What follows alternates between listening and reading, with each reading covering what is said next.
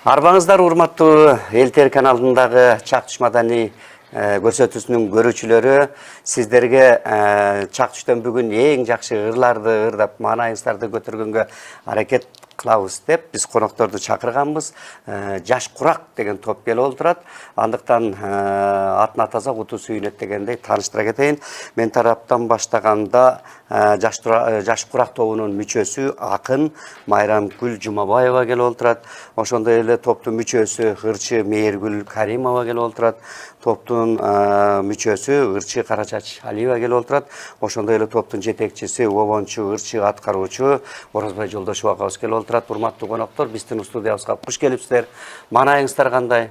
Маанай сиздердин маанай жакшы болсо, биздин ошол Чак-Түш көрсөтүүсүндө көрүп жаткан көрөрмандардын да маанайы көтөрүлүп, кийинки кыла турган жумушун бир жакшы маанайда кечке чейин жакшы маанайда өткөрөт деген ойдобуз. Ошон үчүн келиңиздер, аракет кылып, мына Орозбай ага өзүңүз дагы эң мыкты обондорду чыгарып келатасыздар, акындар менен иштешип келатасыздар. Алгач эле ошол тааныштырууда биринчи тааныш, экинчи билиш дейт. Андыктан ушул Жаш курак топ боюнча биздин көрөрмандарга тааныштырып кетсеңиз. Жаш курак тобу түзүлгөнүнө 1 жыл болуп баратат. Бул Жаш курак деген ыр чыгарган, мунун автору Сабыр Усупов деген жазган. Ошол чыгармага жазып анан биз ошо Жаш курак тобун түзгөнбүз. Калоочулар келип атат, чыгып кетип атат. Кыскасы ар бир топтун бир жылдыруучу тарап катары, мен жетекчи катары ар дегенде кайрылып кетет элем. Ар ким өзүнүн жоопкерчилигине таянып иштесе көп нерсе бүтөт. Ар бир адамдын өзүнүн таланттары болот. Ошо таланттарды кордобой, таланттарды өстүрөлү деген ниет менен Жаш курак топ түзгөнбүз. Жакшы экен, бирок Жаш курак деген аттын коюлуш себеби эмнеде? Маселен, Жаш курак деп бир жаш жигиттер топ түзүп алып, мурдада бир Жаш курак деген эстрада топ бар эле. Жаштар түзүлгөн. Сиздерде кандай? Себеби Жаш куракты түзгөн себеби улам жыл өткөн сайын биздин жаштыгыбыз калып, уламдан улам картайып баратабыз. Ошон үчүн биз жаш кезекти дагы эстеп, мындай сабырдуулук менен улууларга кайрылып, ушу ден соолуктары жакшы болуш үчүн, анан жаштыкты эстеп, кайра эскерип дегендей ушу нерсе максат менен жүрөмүн. Жакшы, абдан жакшы. Анда эфирдин жүрүшүндө дагы суроолорду беребиз. Азыр баягы биздин телекөрөрмандар келип, баягы Орозбай Жолдошов келген турбайбы? Үнү жакшы эле, ону жакшы эле, бир ырын угалы деп турат. Андыктан сиздин ырыңызга кезек бергенче буякта топтун мүчөсү акын Майрамгүл Жумабаевага ушул кишинин сөзүнө обон чыгарган экенсиз. Ошол боюнча тарыхын айтып кетсе, бул киши кайсыл, эмне үчүн, кандай болуп жаралып калды сөзү, кандай болуп анан обон чыгып калды, ушулар боюнча айтып кетиңиз, келиңиз. Жүрөгүм деген ыр, бул акын жөндөн жөн эле ыр жазылбайт. Ар бир ырдын, ар бир саптын өзүнчө бир тарыхы болот. Ошо акындын ичинде күйүп турган бир тагдыры калат да. 4 сап болсо дагы ошол көз ирмемдер калат. Мына бул жүрөгүм деген ыр менин чыныгы тагдырыман, өзүмдүн жашоомдон алынган. Бул 2004-жылы ушу биринчи жолдошум менен ажырашып кеткем. Эми ошол учурда ушу биринчи жолдошум 7 жашар кызым чарчап, ушундай бир эле учурда ажырашып, кызым чарчап, үйүм да сатылып, ушундай мындай эң эле өзүм эле жалгыз калгандай убакыт болчу да. Анан 2005-жылы ушу көп ырлар жазылды. Өзүмө ушу байланыштуу Ак булут деген ыр, жүрөгүм, жалган эмес бул дүйнө, мен жана тагдыр, акын болом, менде эми жол жок башка деген сыяктуу ырлар жазылды. Анан ошонун ичинен ушу 2005-жылы ушу балким жүрөгүм же өз теңин издедиби, билбейм да. Ушулар ушундай ыйлап отуруп жаздым эле. Анан ушулар жазылгандан кийин толук 15 жылдан кийин бул Райкүл Мамырова деген эжебиз бар эле, акын, белгилүү акын, баарыңыздар билесиздер. Ошол кишинин тобунда мен жардамчы болуп, ушул ырды китепке жазып чыгарганбыз. Ыргербен деген адабий группада. Анан агайга ушул ыр китеп колуна тийген экен. Анан ошонун ичинен мен ушул жүрөгүм деген ырымды биринчи тандап алыптыр. Анан агай мага чалды. Майрам, мен бир ырыңа оон чыгардым, ыйлап отуруп чыгардым бул ырды. Обондо ушу 2 жарым 3 күн ыйлап отуруп чыгардым. Сен да ыйлап отуруп жазсаң керек деп ошентти да. Анан телефондон эле сүйлөштүк. Кийин барып, ушу баарыбыздан жыйналган жерден уктум. Эми агайга чоң рахмат, таазим. Жакшы, анан Эми акынды акын кыла турган обончу да. Анан обончу менен акында кыла турган, обончу да кыла турган бул ырчы. Анан агайда обончулуктагы, ырчылыктагы Кудайым ушундай бир аткаруучулук, чеберчилик, уюштуруучулук, ушундай бир жакшы бир касиетти, таланттуу касиетти Кудайым берген экен. Эми кыргыз эли жакшылап колдоп, коргоп алыш керек. Себеби баягы Ырыспай Абдыкадыров агайды ырдын пири Ырыспай деп келатабыз да. Ушул ырдын пири Ырыспай агайыбыздын колунан биринчилерден болуп тарбия алган. Агайыбыз да биз сыймыктана турган. Анан эми калганын жакшы, анан жүрөгүм кандай болду? Анан жүрөк тегин таптуу, дагы эле таба элек. Жүрөк тегин тапту да. Андан бери тапту Ал деп. жерде эми арасынан баягы тандалып алынган 3 куплетине жазылган, өзү 5 куплет. Эми баягы оонго шайкеш келген тарабы болот. Баягы мүчөлөрүнчү шайкеш келбей алган тарабы болот. Анан агай баягы оонго салып жумшарткан жактары да бар, бирок эми ырдын өзү өтө искирен. Келиңиз, сиз анда ошону бир окуп берсеңиз телекөрөрмандарга. Анан агай кайра ырдап берсин, Сиздин өзүңүз да сөзү сиздики да актор катары. Бул ырды агай жана жумшартып жаздырды деп атпайм. Эми мен өзүмдүн баягы акындык жүрөгүм менен жазган саптарын окуп берейин. Анан агай өзгөрткөн жагын өзү дагы тыңдап берсин. Жулуп алып жүрөгүмдү бооруман, жууп тазалап кармап алдым колума, жаның сүйөр жан шеригиң тапкын деп ыргыттым мен тагдырымдын жолуна. Байкуш жүрөк тоголонуп баратты, баткакада, балчыкада бүт батты. Антсе дагы өжөрлөнүп көшөрүп, тагдырынан өз таалайын талашты. Улутунуп ыйлабачы жүрөгүм, унутулар убайымдуу күндөрүң, улуу тоодон сүйүү нуру чачырап, урмат менен тосуп алар сүйгөнүң. Ызаланып ыйлабачы жүрөгүм, ырахаттан үзө көрбө күдөрүң, ыргагында жашай берчи ырлардын, ызаат менен күтүп алар сүйгөнүң. Эй, баракелде, мынакей, анда ошондон кийин күтүп алып мына жакшы ыйдын артында жакшы жашоо күлкү бар дейт, Эми ушу сиздин сурооңузга баягы азыр айтпадыңызбы, түгөйүн тапты деп. Түгөйүн тапты, албетте көбөтпөй эле тапты. Барчынбек Бугубаев деген кыргыз кылып эне тилин сактаганга далала турган кыргыздын белгилүү акыны ушу Барчынбек Бугубаевди тапты. Барчынбек агабыз. Барчынбек агабыз кандай гана мыкты керемет киши эле. Эмне дейбиз, жаткан жер жайда. Акын жүрөк акынды тапты да ошондо. Акынды акын табат деген чын. Келиңиз анда. Эми ушуну мындай музыкасы менен, биздин телекөрөр. Сөзүн сүйлөп койду акын. Мен да ошо текст окуп анан жүрөк ыйлап, жүрөк сыздап анан огон жаздым. Эми көрерменде аткарып жеткирип берейин силерге.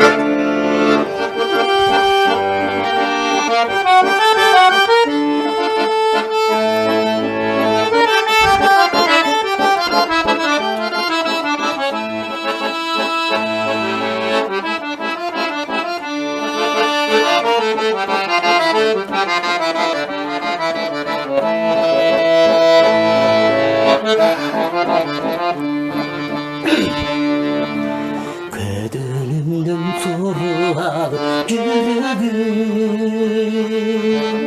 karadım da ayar karıma. Canını suyur, can şediğini takın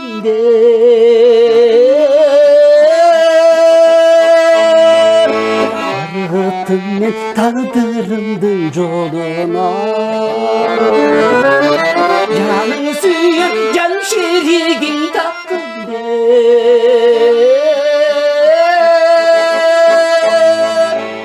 Arıttım ben tağdırımdın yoluna.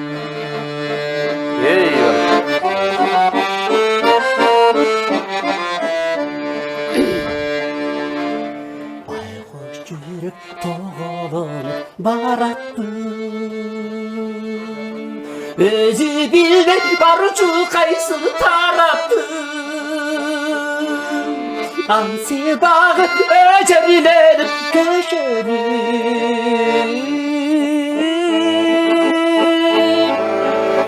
Tağlarına öz talayın talaştı.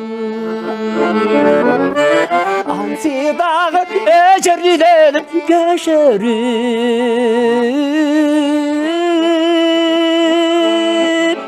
Tağlarına öz talayın talaştı.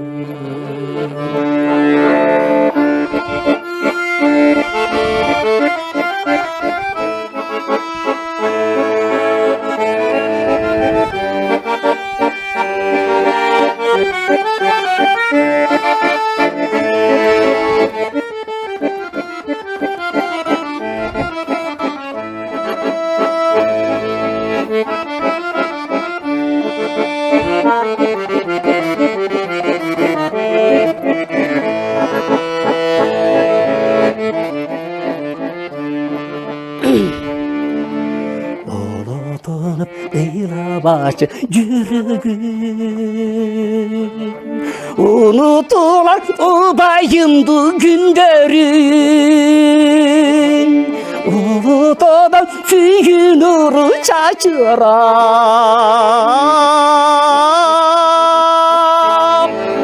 Olmat benim tofu çıkar süygenim.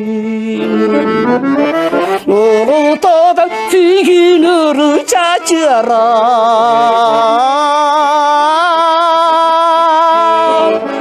Olmat benim tofu çıkar süygenim.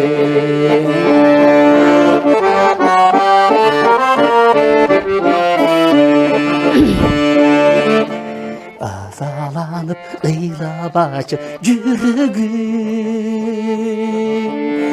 Rahattan bize garbe giderim. Irgağında yaşay bersin ırlardın.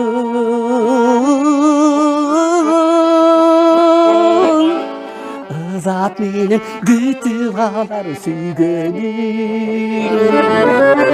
Irgağında yaşay bersin ırlardın.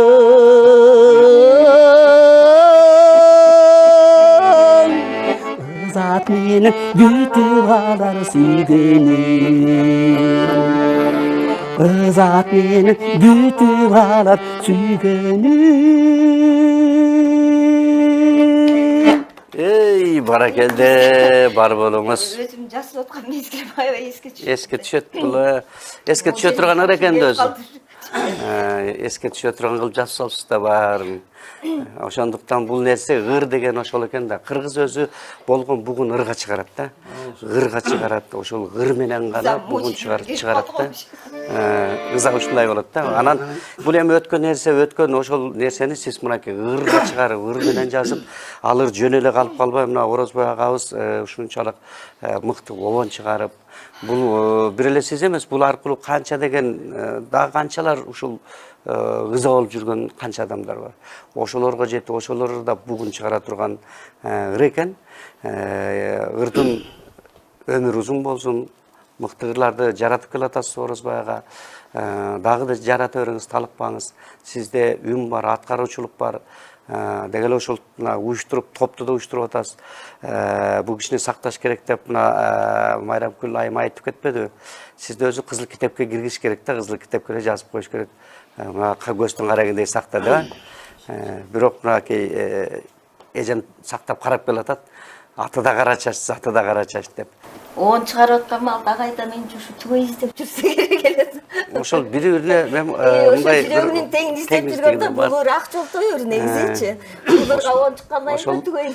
Ошол нерселердин баардыгы жана сиз айтып кеткендей акын, обончу, аткаруучу ошол үчөө бириккенде анан жакшы чыгарма элге жетет. Эми мына комузду колго алып Мээргүл Каримова турат. Бул киши дагы канча элдин маанайын көтөрүп, көңүлүн көтөрүп, ыр менен коштоп, нечен шаңдуу ырларды ырдап, ошондой элдик ырларды элге жеткирип жүргөн ырчы кыздарыбыздын бири. Андыктан кезек сизде. Мен дагы айтып коеюн, ошо акындын жүрөгүнөн чыккан ыр, ошо жүрөгүнөн чыккан тагдыр барып акындын жүрөгүнө туйлайт да. Анан акын ошо оончу ошол оонду оболоткондон кийин анан ошол эле тагдыр, ошол эле энергия ошол аткаруучуга тиет да. Ошол үчөө бириккен анан бир сонун ыр чыгат. Акын кандай туюшулуп, кандай ыр жазса, ошону оончу дагы, аткаруучу дагы ошондой түйшүлөт деп ойлойм. Ыйласа ыйлайт, ырдаса ырдайт, күлсө күлөт. Дегенде ушундай акындардын жараткан ырларына мен аябай элдердин духун көтөргөн, мындай түшүрбөй, наоборот өстүргөн, көкөлөтүп духун көтөргөн чыгармаларды жазса деп акындарга тилек кылат элем. Канчалык жакшы ырлар жазылса, элдин духун көтөрсө, мына 41-жылы согушта кандай ырлар жаралды, анан ошонун дух менен кандай жеңиш ырларыбыз жазылды. Дух көтөрө турган ырда баштаган. Ошол сыңарындай азыр согуш деле жок Кудай сактасын, бирок элдин духун, маанайы баардыгы түшүп турат да. Ошого акындардын да жүрөгү мындай күлүп турса дейм да. Күлүп турса, жакшы ырларды жазып турса дейм. Анда эмесе биз Айсалкын эже алыс калды деп жаш курак жөнүндө бир жакшы ыр жазган экен, ошону алыс калды деген ырды Айсалкын эженин сөзүнө Обонун Орозбай агай жазган. Мен ырдап берейин. Жакшы болот.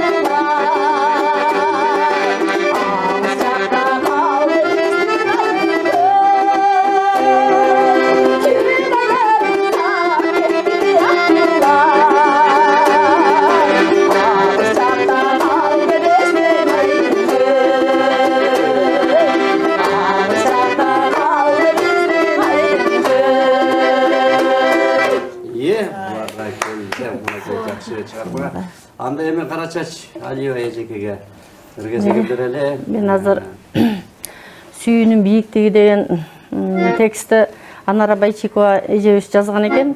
Акын. Бул эжени бирimiz 2 жолу чакырдык. Эгер элтердин көрүп калсаңыз Анара эжеке келип кетиңиз. Биз ырдап жүрөбүз. Азыр ошону дагы ырдап берели. Сүйүүнүн бийиктиги Орозбай Жолдошев.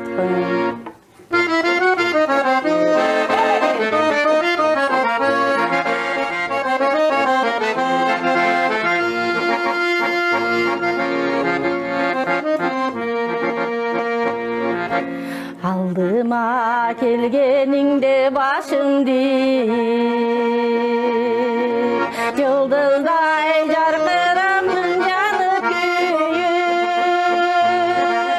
bir okta sır bildirbey bir özüngü,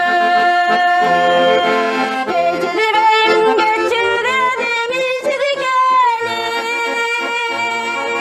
bir okta sır bildirbey bir özüngü.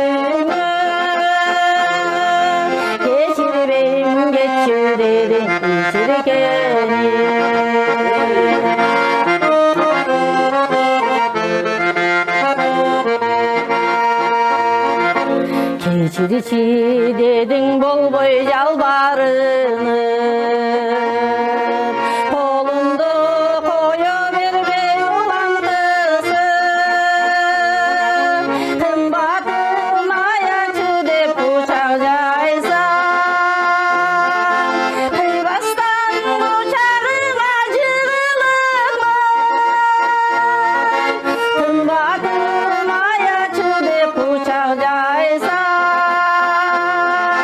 kıybastan uçağına jığılıpman.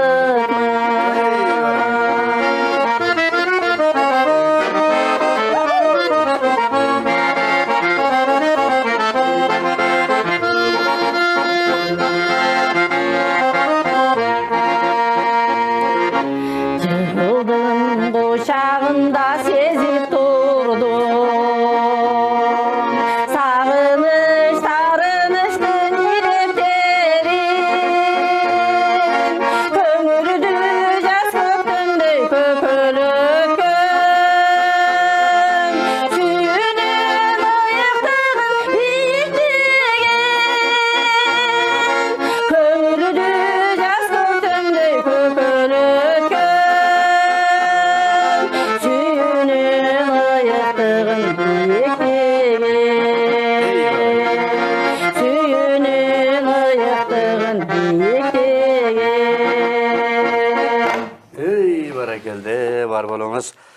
Эми Орозбай ага мына ушул чыгармачылык менен кийинки бир жакын жылдары абдан жемиштүү иштеп атасыз да. Анан биринчи ошол сөздү карап, сөздү таап, обон чыгып атабы же сиз өзү кайрыктар келип анан сөз издей баштайсызбы? Бир эргүүлөр келип, кандай болот? илгам келгенде оған жақсы шығады негізі. Бірақ ырды мындай оқып тексттин мәнісіне бөліп анан ушуларга оған жазсам деген ой туулат да анан изденесиң. Жөн эле келе бербейт ошо текстке ылайыктап, мындай болсо андай болсо мындай болот деп анан жыйынтап кичине скелет жазып алып туруп анан ого кашына каш эме помада коюп дегендей Помада коюп, анан боейбиз анан Кашын алып кайра жанагы кыста эң каш таккандай. негизгиси скелеттин тургузуп алсак анан калганы кете берет, изденебиз. Канткенде кайгыны болсо ошондой чыгарып атам. Ошондой болуп чыгат, э? Шүгүрчүлүккө бар. Анда жакшы биз мына телегөрөрмандарыбызга баягы чак түштө бул дем алуу, эс алуу убагы анан ырды көбүрөөк берели деп атабыз. Ошол сизде эми ар жакта ыр көкүрөктө ыр кайнап атат. Андыктан ыр кезегин берели келиңиз.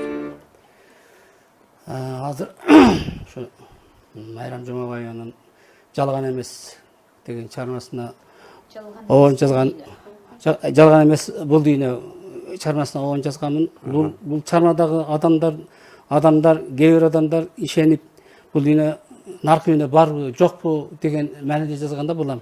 Анан негизи жараткан Алла наркы дүйнөсүн берсе жакшы болот эле деп көп сурайбыз го, пендебиз да. Биз пендебиз. Үмүт кылабыз. Жакшы өткөтөйүн, жакшы күндү көрөлү, кийинкилерге жакшы нерсе берели деп ошон үчүн ошол ырды азыр аткарып берейин. Жакшы болот.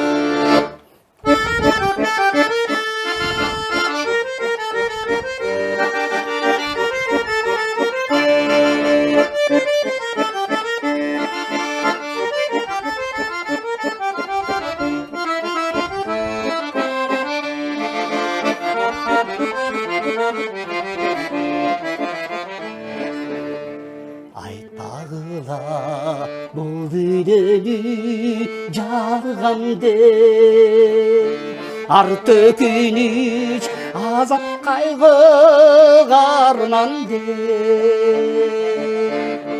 арман эмес жалган эмес бул дүйнө ачынында мунун өзү жалган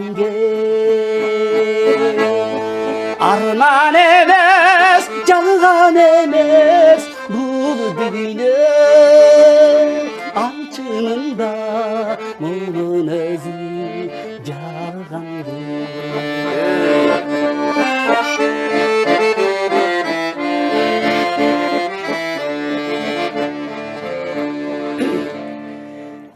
Жарқырап асманда күн тиіп тұрса,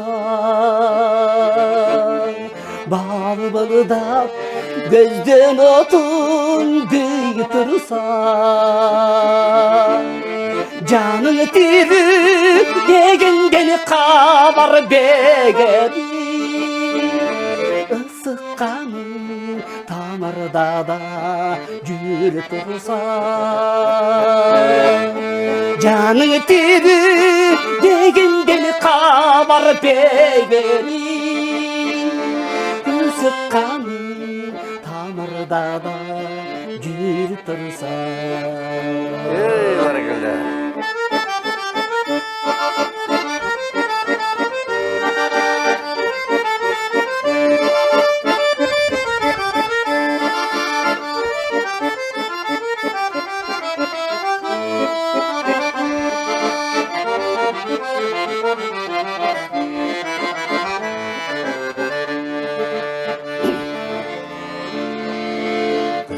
Жарқырап асманда күн тиіп тұрса, балбылдап көзден отын тиіп тұрса, туылғандан өлмес ізін қалдырып, адам жашай тоқымылап қылынған,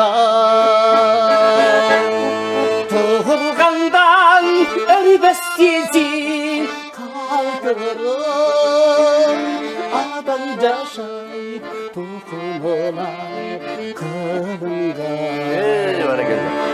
адам жашай тоқымылап қылынған. Баракалде, бар болуңуз. Мынакей Майрам Кулайым негизинен ушул чыгармасы канча ушул ырларыңызга обон чыгып атат, дагы кандай обончулар менен иштешип атасыз? Колдо бар алтындын баркы жок да. Мисалы ушул эле дагы эле мисал айткым келет. Ырыспай агай ушу көз тирүүсүндө ары кагылды, бери кагылды, анан анайын ырдын пыйры ырыспай. Азыр мына ушу агайды мен өткөндө бир окуяга күбө болдум. Кыска нуска. Бул айтылыш керек. Тарых. Бул YouTube каналда калабы, бул агайдын тарыхы калыш керек. Мен ушу өткөндө бир Ленинский акиматтын жанында жүрсөм, агай тердеп кургап жүргөн экен. Үйүнүн жанында кичинекей бир павильону бар. Ошону акимат ары жылдырат экен, бери жылдырат экен. Эми ушу килейген залкар оончунун ушу бир кичинекей павильонго кадыры жок эмес да. Ушу азыр мына жайдын күнү тескерисинче ушундай адамдарды алып барып тетиги жерде Арашан деген бош турат. Ошол жерге алып барып ырчыларды, акындарды бир айлык тамак ашын коюп мына чыгармачылык менен занимать эткиле деш керек да. Себеби биз азыр кыргыз тили жоголуп баратат деп аябай түйшөлүп атабыз. Кыргыз тилди кыргызча ырдаган ырчы менен оончу сактайт. Башка эч ким сактай албайт. Көчөдө кетип бараткан киши сактай албайт. Мына азыр жөнөкөй эле кызыл өрүктү өзбектер ырдап атат. Кызыл өрүк деп казактар ырдап атат. Казактар ырдап атат. Башка чет мамлекеттегилер да кызыл өрүк деп ошо бир эки сөздү ырдап атат. Анан биз чындап тилибизди сактап калабыз десек, ошо агайдай оончуларды сакташыбыз керек. Эң негизгиси ыр менен сакталат. Башка эч жол жок. Маданият менен тилди, улутту сактайм десе, тилди сакташ керек. Тилди сактайм десе, ырды сакташ керек. Ушул бири-бирине баягы тамырлашкан нерсе да. Негизи эми Кыргыздын эң улуу нерселери ошол манас, төкмакындык, дастанчылык, комузчулук, ошол обончулук, ырчылык, эми жалпы маданият, мына боз үй, канча уз чебер элелерибиз бар. Ошолордун баары биригип келип, жалпы бир маданият, кыргыз маданияты бекем сакталса, өнүксө, анан өлкө мамлекетте өнүгөт, сакталат. Бул сөздү эмне үчүн айтып атам? Баягы бизде акындарда, оончуларда илхом деген нерсе бар. Балким ошол жерде башка бир кичинекей бытовой иш менен жүргөн маалда жакшы бир илхом келсе, ошол кайра учуп кетет. Бул келген нерсе учуп кетсе, ал кайра келбейт. Ушул нерсе бар да, ошон үчүн оончуну сакташ керек. Оончул өтө мамлекет тарабынан сакташ керек да. Балким ошол жерде бир кичинекей бир болбогон бир иш үчүн бир бытовой өзүнүн күнүмдүк өр жашоосун, күнүмдүк жашоосун оңдойм деп турган маалда бир башкача бир волна менен илхом келиши мүмкүн. Аны биз күтүп тура албайбыз. Ал Кудай тарабынан келет да. Ошол нерседе ошол убакытта обончу акын даяр болуш керек. Мен ушуну айтайын дегем. Анан өзүңүздүн сурооңузга болсо, азыр ушу агай 3 ырым обон чыгарган, анан жолдошум Барчынбектин ырларына обон чыгарып жатат, Кара чач эжекебиз аткарып жатат. Ушу эки инсанга башымды таазим кылып рахматымды айтам. Өзбек Кадыркулов агай чыгарып жатат, жана башка дагы жаш обончулар дагы азыр жаңы иштешели деп атабыз. Ошол Жакшы чыгармачылык эргүү, кыргызча милхом, кыргызча эргүү да эргүү келсин, эргүү болуп турсун дайыма сиздерде. Анан эми кезектим Эргүл Каримова сизге эле. Бир эргип туруп. Агайдын ырлары ар тараптуу. Көбүнчө адамдын өзү кандай жашап атса, кандай эмоцияда болсо, кандай мүнөздө жүрсө, ырлар да ошондой мүнөздө жаралат да. Мен агайга көп суранат элем. Шаңдырларды, жакшырларды көбүрөөк жазыңыз десем, арасында тилек, арзулар болот ар кандай, ошо бүт шаңдырлар мен алып алгам да. Мында ошо шаңдуудан баштаган заманда.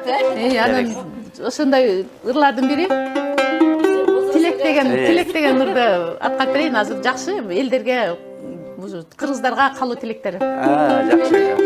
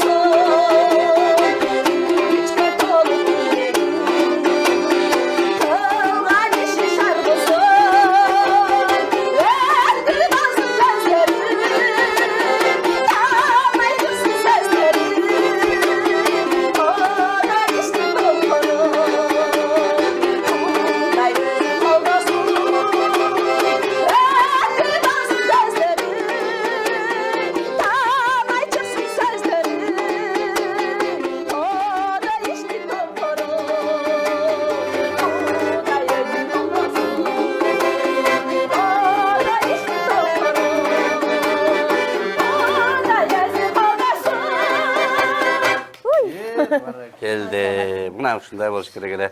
Анда эми Кара чач эжеке сизге берели кезекти. Кечке махаббат деген ырымды деп берейин.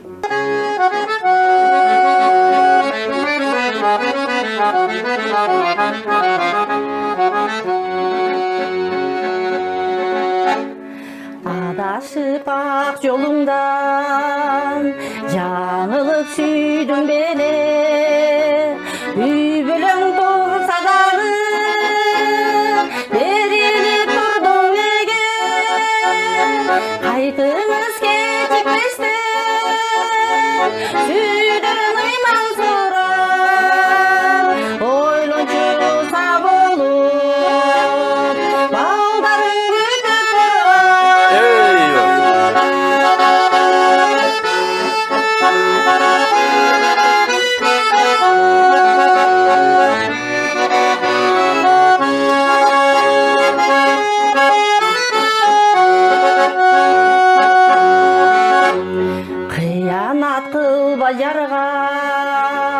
жолумду карап күтөр өмүрлүк ак жарыңды барына ошол күтөр заман бак бул жашоодо болгон жаңылбаган кечиккен махабатты эч кимге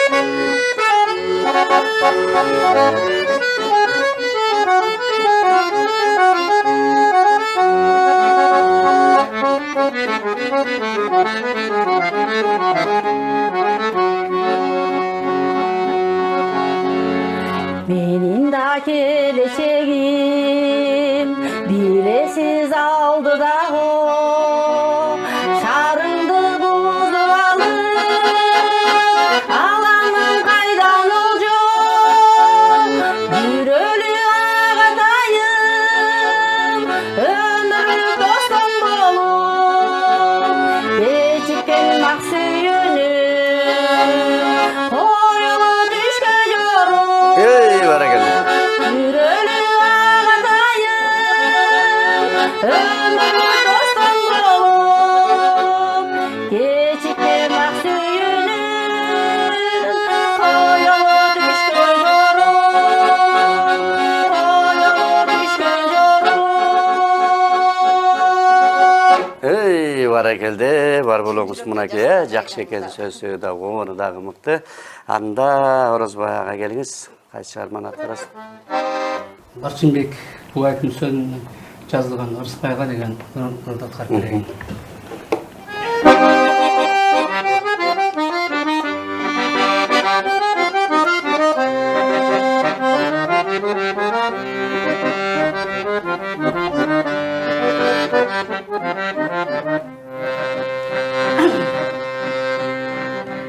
Кыргыздын кайталаңыз кайры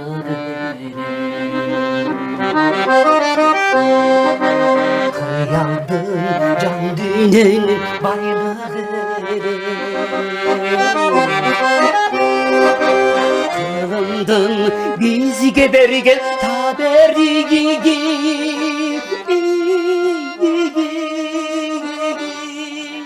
Kızıktı çocuklar Kızıktı çocuklar Ey!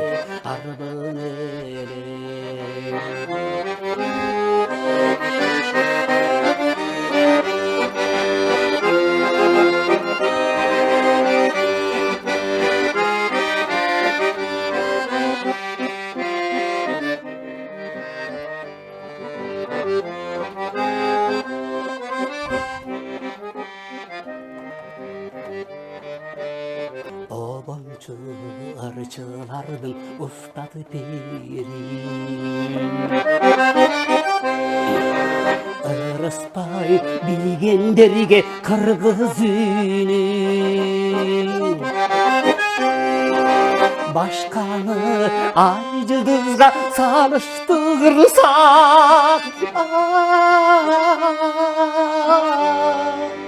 Ырыспай ыраlandı тиген бүгүнү Ырыспай ыраlandı тиген бүгүнү Тиген бүгүнү Eyvah.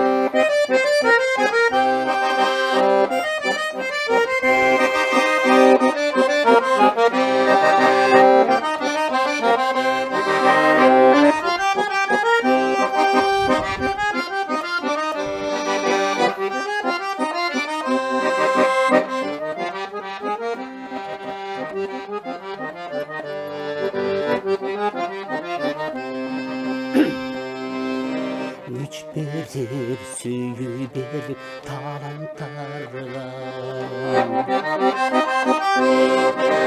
Tengeri suygan obandar ağatı kandan Cüvekiti таланттарға қолдық берейік. Biz dağı tazim ettik жаратқанға. Biz dağı tazim ettik жаратқанға.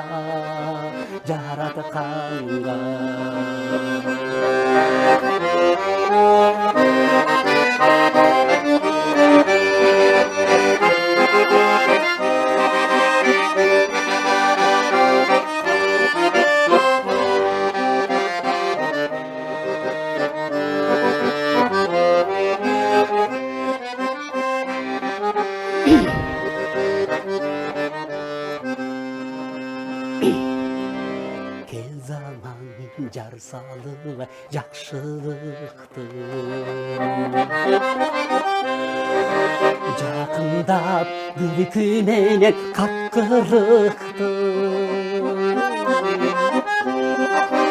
ыр сөзү менен дүйгүлөнү дүңгүрөтүп,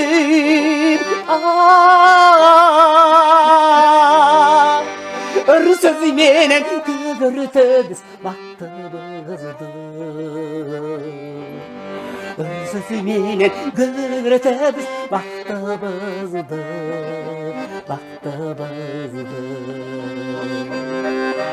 Ыр сөзү менен дүйгүлөнү дүңгүрөтүп,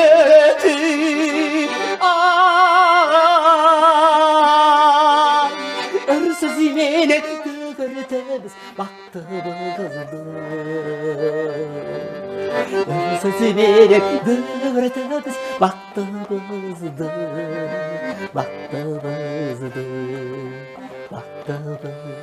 Ey баракелде, бар болуңуз мынакей Ырысбай агабыз ушул кыргыз бар да, сиздерде обончулар бар да, шакирттер, окуучулар бар да. Ырысбай Абдыкадыров өлбөт жашай берет демекчибиз.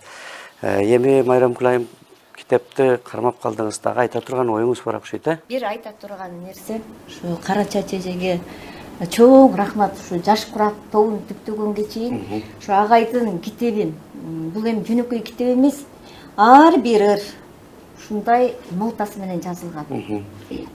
Бул дүйнөдөн өтпөгөн ким бар? Бирок ушуну келечекте любой музыканы бүткөн бала алса, колуна нотаны билген бала алса, же кызбы балабы, карап туруп бул түбөлүк, бул китеп түбөлүктүү китеп. Бул китепти бир кезде ырчылар, оончулар издеп жүрүп табышат да. Анан ушул китепти Кара Чач эжеке өзү демөөрчүлүк кылып, ушу агайдын 60 жылдыгына жашнакай тартуулуп белгилеп, чакан коллективибиз менен ушу Жаш Курак тобу, биздин коллектив мүчөлөрүбүз, биз ырларыбызды арнап, агай менен эжекебиз ырларын ырдап, ушу чакан кафеде өткөрдүк. Эми ушундай 60 жылдык чоң юбилейди мамлекет тарабынан деле өткөрүлүш керек эле.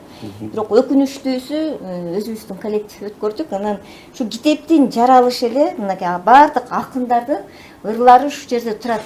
Ушул мүчө дагы, мүчө да эмес, кыргыздын менмен деген акындардан баштап, баягы катардагы акындарга чейин канча акындын обону чыкса, ошол ырларды турат. Эми азыр агай менен эжекенин дагы бир тилеги, ошол агайдын дагы экинчи китебин даярдап атышат. Мына эми да кеч эмес. Себеби демөөрчү болом дегендер болсо, мамлекет тарабынан колдой тургандар болсо, эчен депутаттар бар. Мына 1 айлык отпускасы 200 000 деп. Ушу 200 000 ушу бир отпускасын которуп койсо ушул жерде 1 000 деп чыгып калат эле да. Түбөлүк кыргызга кызмат кылып коюшат эле билгизбегени менен. Анан ушунун ичинен жакшы аты темасы жакшы коюлат. Капаста булбул сайрабайт. Капаста булбул сайрабайт. Албетте, капаста булбул сайрабайт. Анан жанагындай ошон үчүн эмне үчүн айттым, бытовой оокаттан мындай бийигире коюшубуз керек да. Бул себеби адам 3 этапка бөлүнөт. Эволюция сыяктуу эле адамдын өзүндө ички эволюциясы болот. Индивид, интеллект, анан инсан деген. Анан интеллектуалдыкка көтөрүлүп аткан адамды бардык адамдар жок. Колдошубуз керек да, катардагы адамдар. Анан ушул жерден эми Ак булут деген ырыма дагы обон чыгарган. Жок, ушуну мен көркөм окуп берип коеюн.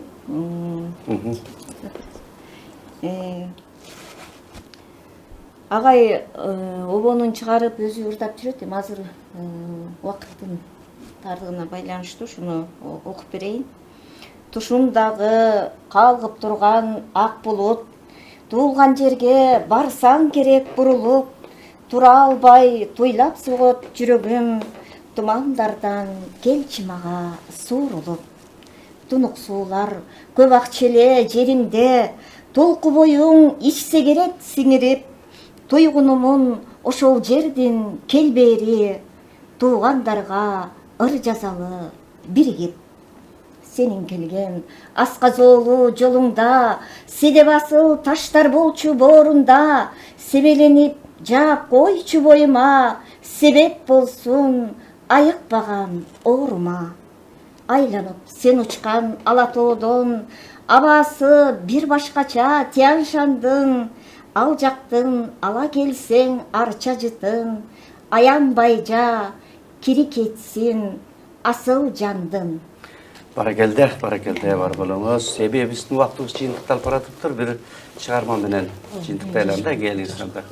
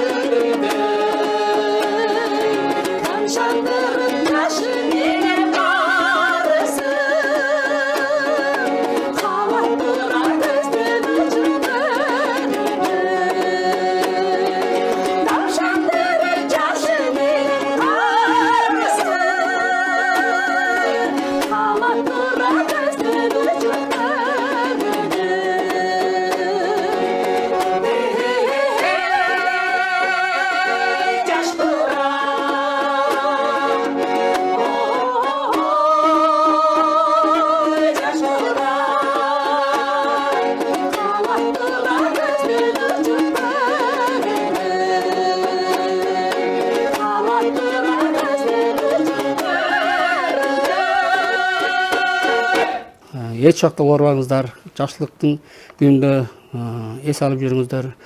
Мен айтар элем ушу элтер жамаатына ыраазычылык билдирип кетемин. Ар дайым ишиңиздерге ийгилик каалаймын. Чың ден соолук каалаймын. Адам бир да адам оорубаганды мен тилек кылам ушул айтайын. Жакшы, чындыгында ар бир адамда ден соолукта болсун, барыңыздар ден соолукта болуп, Жаш Курак тобу дагы жалында ийгиликтүү иштеп алдыга жылы өрсүн деген тилекти айтабыз. Барыңыздарга ырайчылык билдиребиз, бар болуңуздар. Урматтуу телекөрөрмандар, көрсөтүүбүз соңуна келип жетти. Кийинки көрсөтүүдөн жолукканча аман туруңуздар.